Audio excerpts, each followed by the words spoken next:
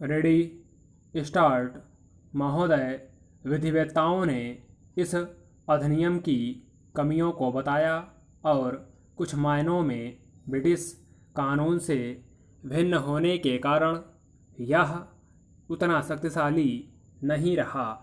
भारत में प्रदूषण निवारण के लिए अनेक प्राधिकरण और अधिकारी अनेक प्रकार के नियंत्रण और अलग अलग कानून एक समस्या है जिससे कानून कमज़ोर पड़ जाता है और उसका प्रभाव कम हो जाता है।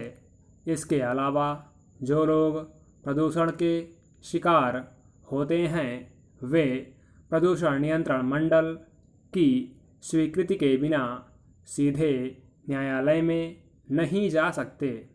इससे जनता कानून से विमुख हो जाती है।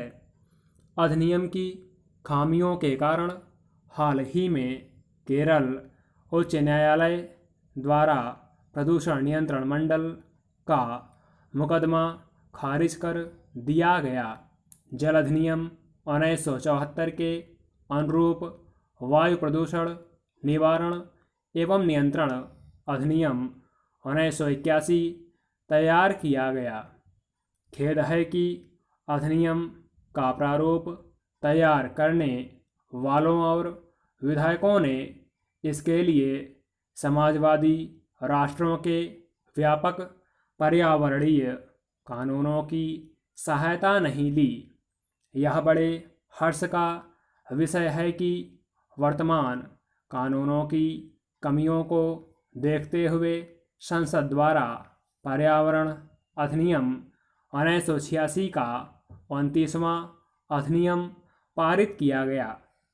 यह अधिनियम काफ़ी व्यापक है और इसका क्षेत्र भी विस्तृत है तथा इसके अधीन भारत सरकार को पर्यावरण की सुरक्षा और सुधार और किसी भी प्रकार के प्रदूषण को कम करने के लिए काफ़ी शक्तियाँ प्रदान की गई हैं।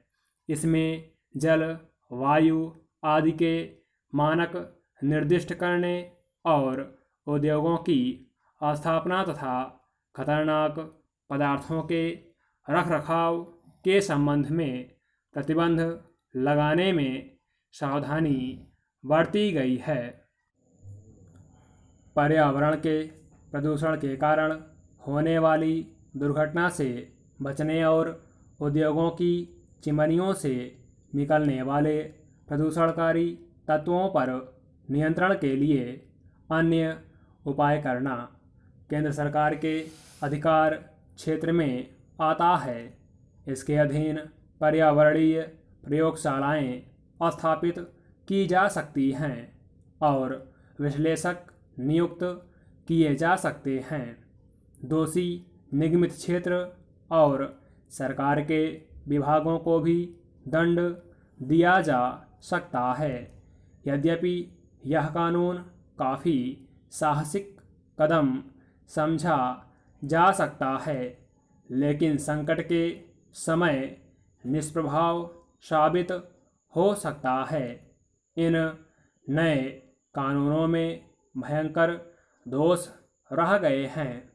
आश्चर्य है कि ध्वनि प्रदूषण जैसे विषय को छोड़ दिया गया। यद्यपि केंद्रीय प्रदूषण नियंत्रण बोर्ड द्वारा हाल ही में इस संबंध में संशोधन किया गया है जिसे अभी लागू किया जाना है।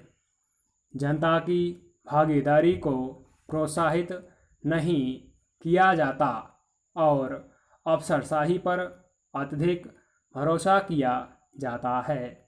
कारोबार की स्वतंत्रता पर समुचित प्रतिबंध लगाए गए हैं और पर्यावरण सुरक्षा के कारण खतरनाक उद्योगों को नियंत्रित या मनाही की जा सकती है।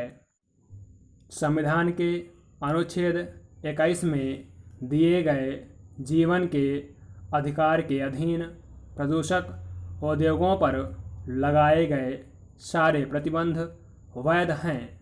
बहुमूल्य प्राकृतिक संपदा को नष्ट होने या क्षति से बचाने के लिए अनुच्छेद 39 के अधीन राज्य द्वारा औद्योगिक और कृषि कार्यों पर प्रतिबंध लगाया जा सकता है।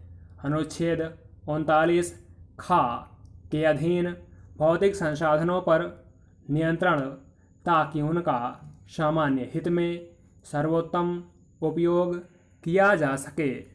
स्टॉप।